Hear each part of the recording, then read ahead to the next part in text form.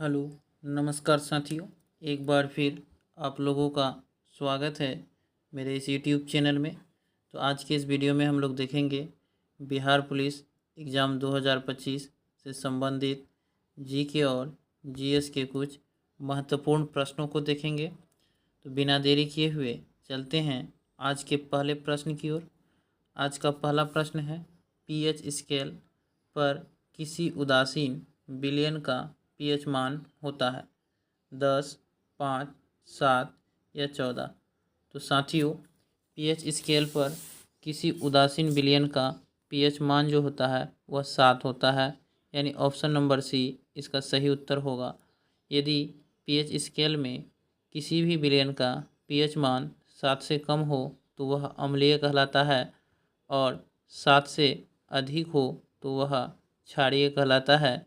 इसे भी आप लोग ध्यान रखेंगे कि किसी भी विलयन का पीएच मान यदि 7 से अधिक हो तो उसे क्षारीय कहते हैं, और 7 से कम हो तो उसे अम्लीय कहते हैं, तथा उदासीन विलयन का पीएच मान 7 होता है। इसे आप लोग जरूर याद रखेंगे।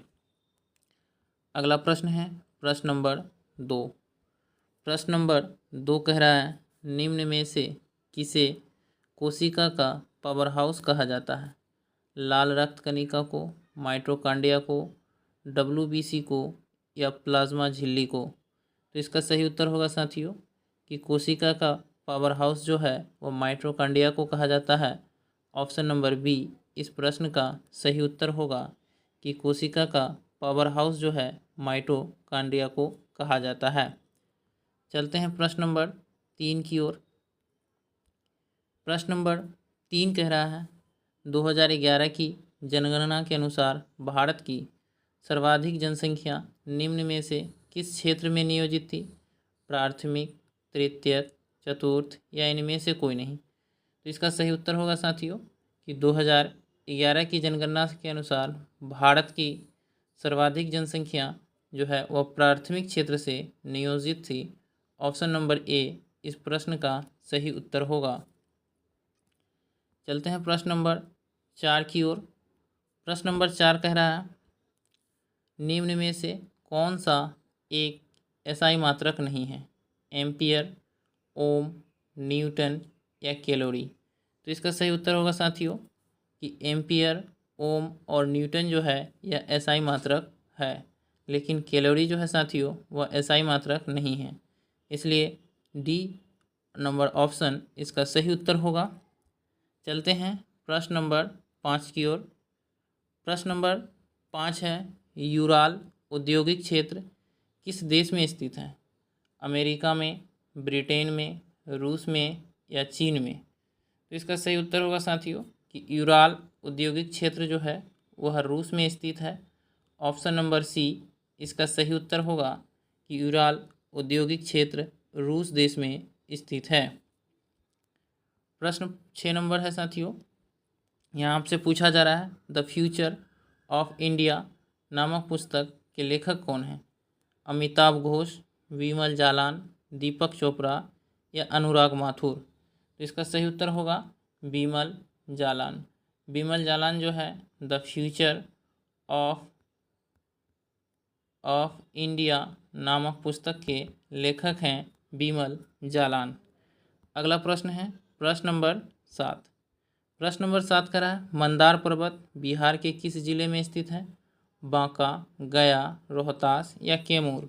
तो इसका सही उत्तर होगा साथियों कि मंदार पर्वत जो है वह बिहार के बांका जिले में स्थित है। ऑप्शन ए इस प्रश्न का सही उत्तर होगा कि मंदार पर्वत जो है वह बिहार के बांका जिले में स्थित है। बिहार में जिलों की संख्या 38 है, प्रमंडलों की संख्या 9 है और अनुमंडलों की संख्या 101 है। अगला प्रश्न है प्रश्न नंबर 8।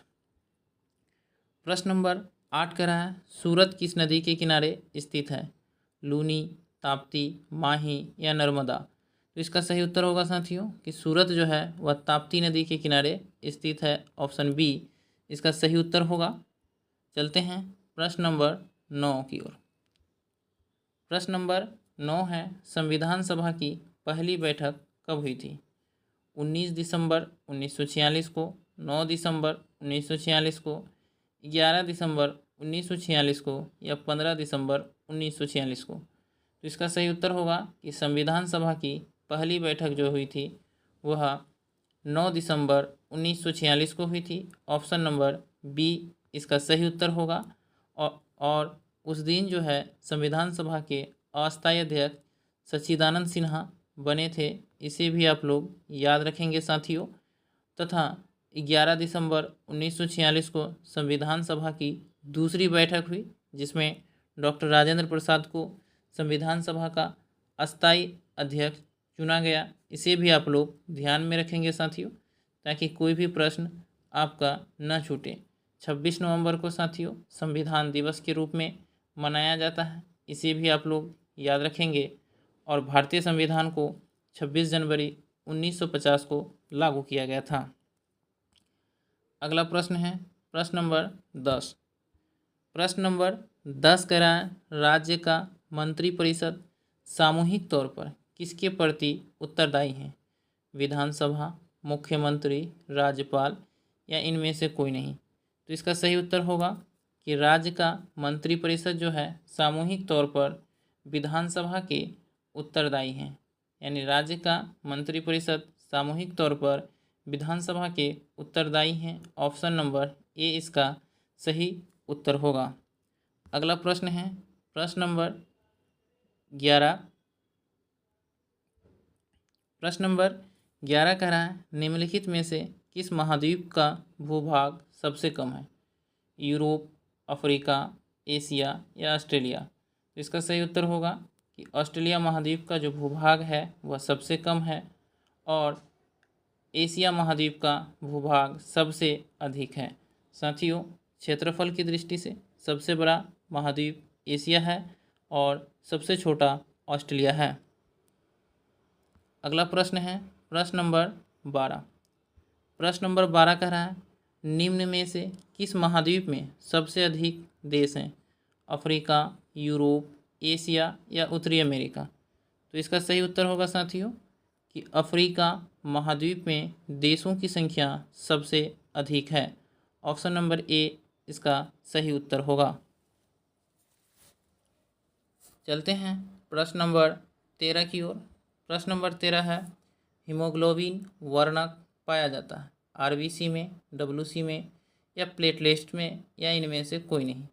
तो इसका सही उत्तर होगा कि हीमोग्लोबिन वर्णक जो है वह आरबीसी में पाया जाता है। ऑप्शन ए इसका सही उत्तर है। प्रश्न नंबर 14 है चोल वंश का संस्थापक कौन था? कड़िकल, विजयालय, राजराजा प्रथम या इनमें से कोई नहीं। तो इसका सही उत्तर होगा विजयालय। विजयालय जो है चोल वंश का संस्थापक थे। ऑप्शन नंबर बी इस प्रश्न का सही उत्तर होगा। प्रश्न नंबर 15 है हर्षचरित्र नामक पुस्तक किसने लिखा? आर्यभट्ट, विष्णुगुप्त, बाणभट्ट या इनमें से कोई नहीं। तो इसका सही उत्तर है कि बाणभट्ट के द्वारा हर्षचरित्र नामक पुस्तक लिखा गया। हर्षचरित्र नामक पुस्तक जो है वो बाणभट्ट के द्वारा लिखा गया है। प्रश्न नंबर 16 है विक्रमशिला विश्वविद्यालय किनके द्वारा स्थापित किया गया? गोपाल, धर्मपाल, देवपाल या इनमें से कोई नहीं। तो इसका सही उत्तर होगा साथियों कि विक्रमशिला विश्वविद्यालय की स्थापना जो है वह धर्मपाल के द्वारा किया गया था। ऑप्शन नंबर बी इसका सही उत्तर है। चलते हैं आज के अंतिम प्रश्न की ओर और आज का अंतिम प्रश्न है प्रश्न नंबर 16 है नालंदा विश्वविद्यालय के संस्थापक कौन थे? कुमारगुप्त, धर्मपाल, चंद्रगुप्त विक्रमादित्य या पुष्यगुप्त। तो इसका सही उत्तर होगा साथियों कि नालंदा विश्वविद्यालय के संस्थापक जो थे वह कुमारगुप्त थे। ऑप्शन नंबर ए इस प्रश्न का सही उत्तर होगा। तो धन्यवाद साथियों, फिर मिलते हैं अगले वीडियो में, तब तक के लिए जय हिंद।